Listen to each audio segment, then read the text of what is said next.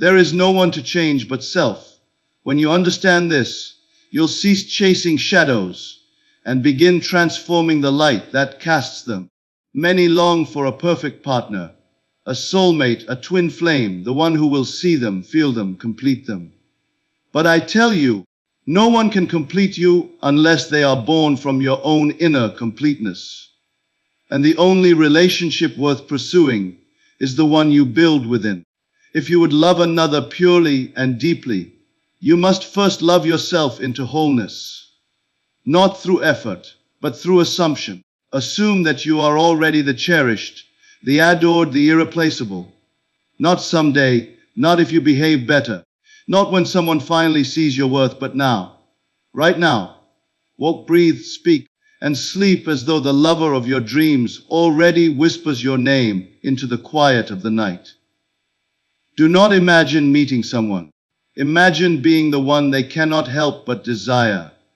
Feel the kiss on your cheek before it's there. Hear their laughter in your heart. Carry on conversations with them in the silence of your soul. When you marry your imagination with feeling, you do not create fantasies. You create reality. He or she whom you seek is not out there, wandering in the world, lost and waiting to be found. They are already within you, shaped by your desires, sculpted by your assumptions, awakened by your inner moods. You must build them in consciousness, as surely as the sculptor envisions the form in the marble before the chisel touches stone. Every word you speak to yourself about love becomes prophecy. Say not, I am alone. Say, I am chosen. Say, I am magnetic to the most nourishing love. Say, I am one with the one who delights in me. As you persist in that inner relationship, the outer must conform. That is law. You are not attracting your lover. You are revealing them by assuming their nearness. You do not wish for love, you embody it. And once embodied, it rushes to you not by magic but by law. The law that what you feel as true will harden into fact. So when you go to sleep tonight, hold their hand in your heart. When you walk through the day, feel them walking beside you. Speak as if they are listening. Laugh as if they are near. And know this as within, so without. When you love yourself as only they must appear, because they already have, within you. The outer relationship is a reflection of your inner state, that which you experience in your romantic world, whether joy or pain, closeness or absence, harmony or discord, is but the mirror image of what you hold to be true within yourself. All that you call the other is, in truth, the echo of your own assumptions. You do not meet people by chance, nor do you find love at random. You summon it, you script it, you breathe it into being through the unseen movements of consciousness. Every partner you've ever had, every heartbreak, every tender embrace, each was an actor in the theater of your mind, drawn into your life by the inner script you continue to repeat. It is not that the world is cruel or that you are unlucky in love. It is simply that what you assume to be true about love, about your worth, about intimacy, becomes the stage upon which others perform. The outer world is not the cause. It is the result. Your inner state, your beliefs, your feelings, your moods, is the sole author of the scenes you live.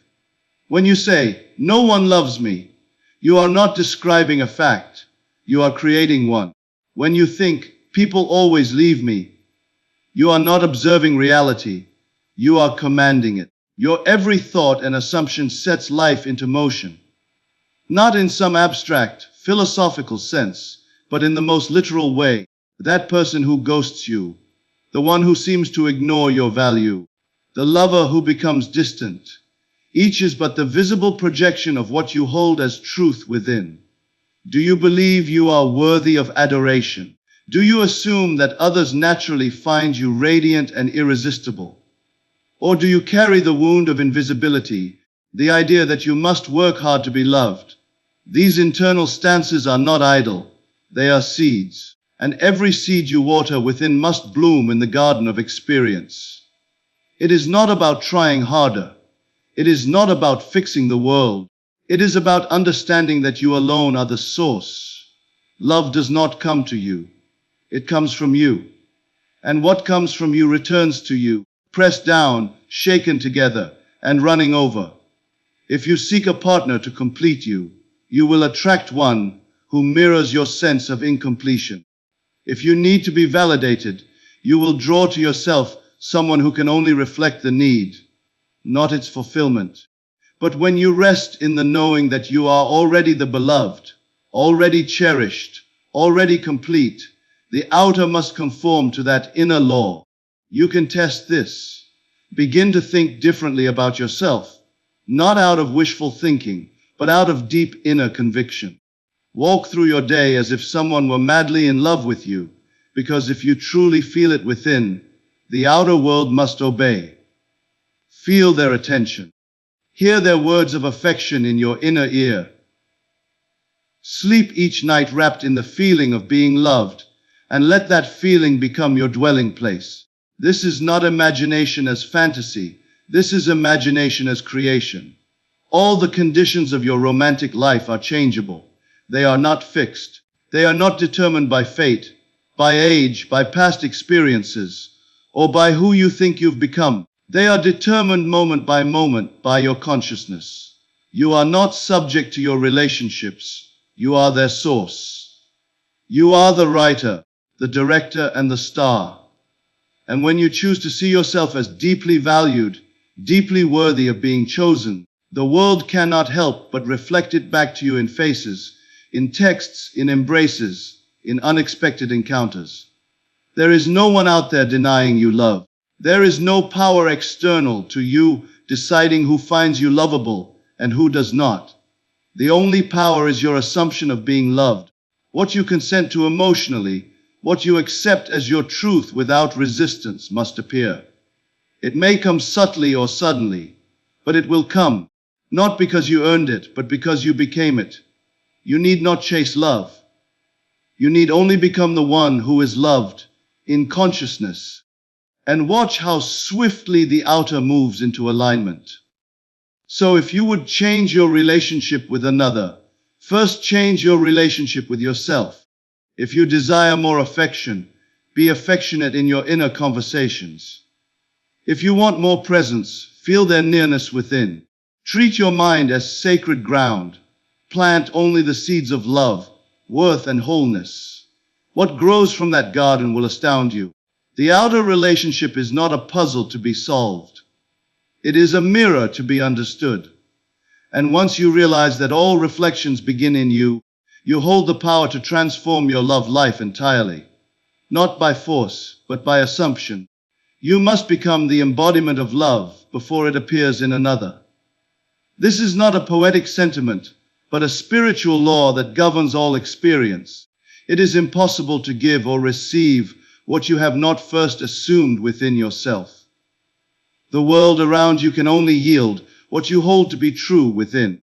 That person you dream of meeting, that deep connection you yearn for, is not outside waiting to find you.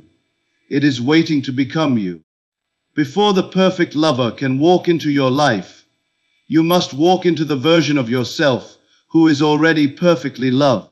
Many search for love through action dating apps, affirmations, appearance changes, persuasive words. But no amount of external effort can compensate for the absence of internal alignment.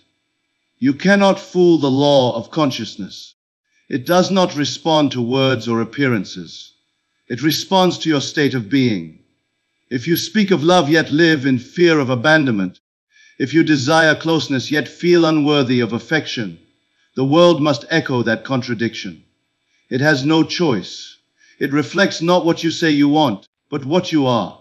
So the question is never, where is my partner? The real question is, have I become the partner who is already loved? Have I taken on the inner tones of affection, confidence, and self-recognition? Or am I secretly yearning for another to fill a void I have not yet filled myself? Because if you seek to be filled by another, you will find relationships that remind you of your emptiness. But if you fill yourself with the experience of love, you will meet those who overflow. To become the embodiment of love is to awaken each day and carry the feeling that you are already in union with the one you desire. It is not delusion. It is discipline. You practice the mood of being chosen, adored, respected.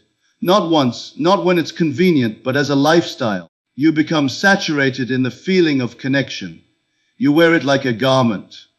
You begin to speak from the place of already being in love. Not hoping, not wishing, but knowing. This embodiment does not depend on another person's presence. It does not wait for a text or an invitation or approval. It moves ahead of all of that, laying the groundwork for what must follow. Your imagination and feeling are the builders, and the world is the obedient structure that takes form. You do not pretend. You assume. You do not beg. You become. The person who is loved thinks differently. They carry a different energy, even when alone. They are not waiting for permission to feel beautiful, interesting, or important. They know it, and this knowing radiates into every interaction. This is not arrogance. It is spiritual security. You no longer live from the absence of love. You live from its presence. And in doing so, you summon people and experiences that match that vibration. It is never about chasing someone to make you feel whole. The moment you attempt to get love, you are already admitting that you do not have it. And what you do not have in consciousness, you cannot keep in experience. This is why relationships that begin in desperation often end in repetition, patterns, confusion, unmet needs. Because the inner state was still one of lack, even as the form appeared to change. The true path is to cultivate the feeling of love as a constant companion, to meditate on what it feels like to be seen, held, appreciated, to make no excuses for this inner romance, to treat it as the most sacred relationship you will ever have. For in truth it is. You are wedded to your assumptions, and whatever you assume yourself to be, the world must treat you accordingly. Each day, you are either rehearsing love or rehearsing loneliness. Your thoughts are not passive, they are invitations. Your feelings are not harmless, they are creative. So become fiercely loyal to the feeling of already being loved. Let that be your baseline. Let that be the home you return to again and again, until it no longer feels like practice but like truth. If you wish for someone to love you deeply, then love yourself with that same depth. Speak to yourself with tenderness. Celebrate your being. Walk through the world as one who is already cherished. When you do this faithfully, you begin to alter the signal you send out, and the world around you rearranges to match your new identity. The embodiment of love is not waiting for a miracle. It is the miracle. And once you have become it, life will reflect it back to you in ways you could never have planned. Imagining from the state of being desired invokes the union. This is the great secret of manifestation, not imagining of the desire, but imagining from it. There is a profound difference. To imagine of a thing is to look at it as if it were distant, separate, and hoped for. To imagine from it is to assume the position of the one who already possesses it, who already lives inside the fulfillment, who no longer seeks but simply enjoys. This is the spiritual art of embodiment, and it is the only creative act that truly reshapes reality. When you imagine from the state of being desired, you are no longer affirming lack. You are not whispering prayers from a place of emptiness, asking to be chosen or found. Instead, you are resting in the knowing that you already are. And because your inner world is the source of your outer experience, this knowing begins to summon that very condition into form. You no longer live from waiting, you live from having. The one who is desired carries a unique inner signature. They do not doubt their worth. They do not question whether they are seen or wanted. They do not negotiate for attention or chase after love. They move through the world with quiet certainty, not because someone outside of them said so, but because they have made it true within. And that inner certainty becomes magnetic. People begin to respond differently. Circumstances shift. Conversations take on a new tone, not because something external changed first, but because consciousness changed and reality had to follow. You are always imagining, whether you realize it or not. Every emotion, every assumption, every casual daydream is a movement of mind that sets something into motion.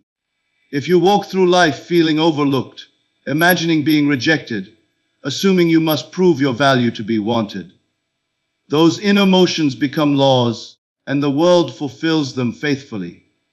But if you reverse this process, if you choose to dwell in the feeling of already being desired, you ignite the true creative force. It no longer matters what your outer world looks like, for the outer is but the echo.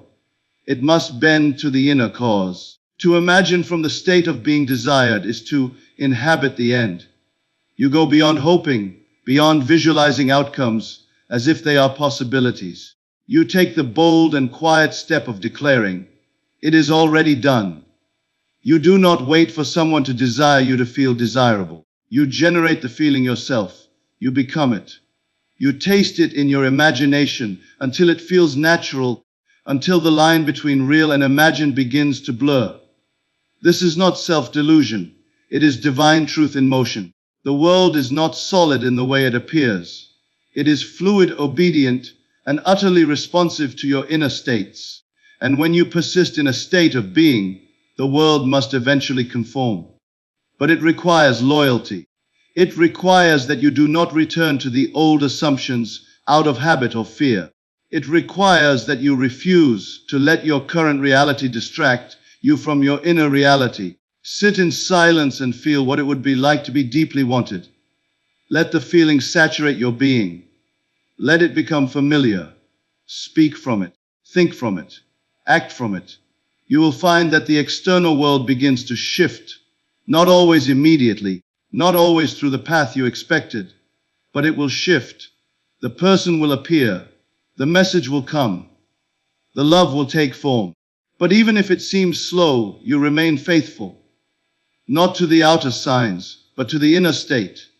You are not here to beg the world to desire you. You are here to assume the state of being desired and allow the world to catch up. The moment you feel it within, the moment you truly inhabit it, the union begins. There is no power outside of this. Every ritual, every technique, every prayer is only as effective as the state from which it is performed. If you do it from separation, it yields separation. But if you do it from union, it yields union. This is the great reversal. The world teaches you to wait for proof before you believe. But the creative law requires belief before proof appears. That is the path of the awakened one. You go first. You move inwardly, boldly, silently into the state you desire, and you live there, not as a visitor, but as a resident. You become the one who is already chosen. And in time, life reflects it back, not as reward, but as confirmation of what was always true in you. Your partner is not separate from your consciousness. Though the senses may declare otherwise, though distance, silence, or absence may appear to divide you, the truth lies not in what you see, but in what you assume. Every person in your life, especially those with whom you desire intimate union, exists first in consciousness. They are not out there somewhere, disconnected and beyond your reach. They are within you, shaped by your inner conversations, sustained by your attention, and animated by your beliefs. You do not manifest a partner by attracting them from the outside world, as if plucking them from a crowd. You do so by recognizing that they have never been separate from your own awareness. You hold the image, the feeling, the essence of that person within you at all times. You do not need to find them. You need only recognize that your connection has always been inward first. This understanding transforms everything. You no longer chase, plead, or hope that someone outside will return your affection or awaken to your worth. You begin to realize that they reflect what you accept as true within. If you hold someone as indifferent, unready, or gone, you reinforce that version through your assumption. But if you dare to see them as present, loving, and united with you in spirit, you breathe life into that image, and life must respond. Every relationship is imagined into being. This is not imagination as fantasy, but imagination as the substance of reality. The moment you picture someone lovingly, the moment you dwell in the feeling of togetherness, you reshape your experience of them. The separation the world reports is not fixed. It is malleable, soft, obedient to your inner commands. You are not waiting for the other to awaken. You are awakening your own awareness of oneness. Think now of someone you love. Feel them close. Hear their voice in your heart. See their eyes looking into yours. Know this, you are not imagining about them. You are experiencing them within. And that experience, faithfully repeated, becomes your truth. The law of life is that inner states must outpicture.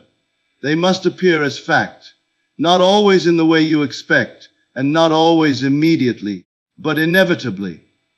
Because no one can resist the pull of sustained consciousness. The outer world is but a shadow, and the shadow must conform to the light that casts it.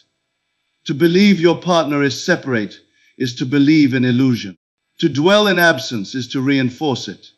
But to feel their presence, even when there is no physical proof, is to exercise true creative power. Every meeting, every reunion, every blossoming of love has occurred first in the invisible realm. The inner relationship precedes the outer one. You are not imagining for someone to return. You are assuming the state of togetherness so deeply that the world must echo your assumption. This is why begging, effort, and manipulation do not bring lasting connection. They come from the belief that the other is apart from you, that they must be convinced. But when you know the partner already lives within your consciousness, you stop trying to persuade the world and begin shaping it through feeling. You become still. You become quiet. You feel the embrace before it happens. You hear the laughter before the conversation. You receive the message before it's sent. And in that stillness, you discover something profound. Your partner was never missing. You were simply unaware of your power to commune with them internally. Once you accept this, the sense of loss fades. You are no longer trying to get love. You are being it. You are not waiting for them to show up. You are remembering that they never left your field of awareness. And from that place, miracles are born. It is not the outer actions that create relationships. It is your inner loyalty to the feeling of being united. When you persist in this feeling, when you honor the invisible bond with unwavering certainty, the world reorganizes itself to make it visible. The phone rings. The person appears. The apology comes. The reconciliation unfolds, not because you forced it, but because you aligned with it. You are always connected to the one you love through consciousness. The question is not whether the bond exists. The question is whether you will honor it as real, even when your senses say otherwise. When you do, you step into a higher law. You move beyond reaction into creation. You understand that your partner is not out there, moving independently of you. They are moving in harmony with your assumption. So make that assumption noble. Make it loving. See the one you desire is already with you, already responding, already close. Let no absence disturb your inner knowing. And in time you will see the evidence emerge, not as coincidence, but as the natural result of a consciousness that knows no separation. You do not attract love, you express it and it returns. That which you call love, desire, connection. These are not things waiting to be found out there in the world. They are not prizes to be won or people to be persuaded. They are the outpouring of your own inner state. You are not a magnet drawing something foreign to yourself. You are a creator revealing what you are already embodying within. You are not calling love in from a distance. You are showing the world what you believe is already yours. The belief that love must be attracted implies that you are separate from it, that it exists somewhere beyond you, and that you must work to bring it closer. This assumption alone builds a wall between you and its experience. For what you feel as far away cannot be known as present. The moment you view love as something to acquire, you confess that it is not part of you, and the world will obey that confession. It must. For your inner speech, your emotional tone, your persistent assumption is law. You do not draw on a partner by seeking one. You reveal your partner by being one. You do not gain love by need. You experience it by expression. When love flows from you without condition or fear, the outer world reflects it with exquisite accuracy. People begin to mirror your wholeness. Situations begin to arrange themselves in support of your self-concept. Not because you hunted for it, but because you carried it in your heart, and all of life bowed to that truth. The one who lives in the assumption of being loved is never without love. Even in solitude, they walk with the tone of fulfillment. They are not lacking anything. Their state draws no attention to absence, only presence. Their thoughts, their gestures, their energy radiates completeness. And this inner radiance must be echoed. The partner appears not as a reward, but as the natural outpicturing of the identity they've been expressing all along. It is not the need for love that manifests love. It is the silent, consistent expression of love that brings it forth. If you speak to yourself as one who is unloved, if you imagine scenes of rejection or distance, if you tell stories of loneliness to yourself or others, you are expressing the very energy that repels love. Not because you are being punished, but because the world must take the shape of your consciousness. The outer has no life of its own. It is clay, and you are the potter. You must therefore become deeply disciplined in what you allow yourself to feel, think, and imagine, not through force or suppression, but through intention. Choose to feel loved, not because someone is presently loving you, but because you are willing to live in the joy of it. Choose to imagine warmth and affection, not because they are already visible, but because you know that the invisible precedes the visible. Choose to express love, even when the world seems cold, because your expression is the seed, and every seed bears fruit. Love is not something you find when you finally do the right thing or say the right words. Love is the truth of your being, expressed freely without delay. You become what you wish to receive. You give to yourself the very quality you hope to find in another. You speak to yourself as the cherished. You walk as one who belongs. You see yourself not as the one who is looking for love, but as the one in whom love is already fulfilled. This is not about pretending. It is about embodying. To express love does not mean to fake confidence or deny pain. It means to deliberately feel the truth you choose, until it becomes more familiar than the lies you once believed. It means to carry the mood of the wish fulfilled into every moment, knowing that the mood itself is the beginning of creation. If you want devotion, express devotion to your own spirit first. If you long to be adored, adore the essence of who you are. If you desire partnership, be a partner in consciousness. Speak gently to yourself. Imagine the joy of being seen and held. Dwell in those scenes within until they become more natural than absence ever was. And as you live from that expression, love will appear, not because you called it to you, but because you became it.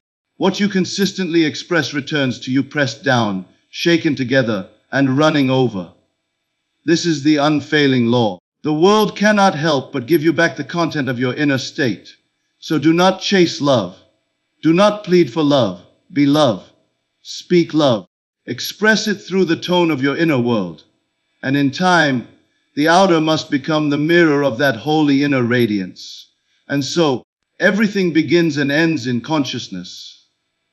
The love you seek is not waiting behind a future moment, nor is it hidden in someone else's heart. It already lives in you, waiting to be acknowledged, embraced, and expressed. You are not separate from the one you desire. You are one with the feeling of being desired. There is no absence, only awareness. There is no distance, only delay between assumption and appearance. When you cease looking for love in the world and begin revealing it from within, the world becomes your reflection, not your master. The person you long to meet is not summoned by hope or effort, but by the vibration you dwell in when no one is watching. As you walk in the feeling of being chosen, you are choosing yourself. As you live from the state of already having the relationship, you are breathing life into the invisible and calling it forth. The union you crave has never been outside of you. It has always waited silently in the garden of your imagination. Plant the seeds with care. Water them with feeling. Rest in the certainty that what you express must return. The perfect partner is not found. They are revealed through your embodiment of perfect love. When you become what you seek, you will find that what you seek was always seeking you.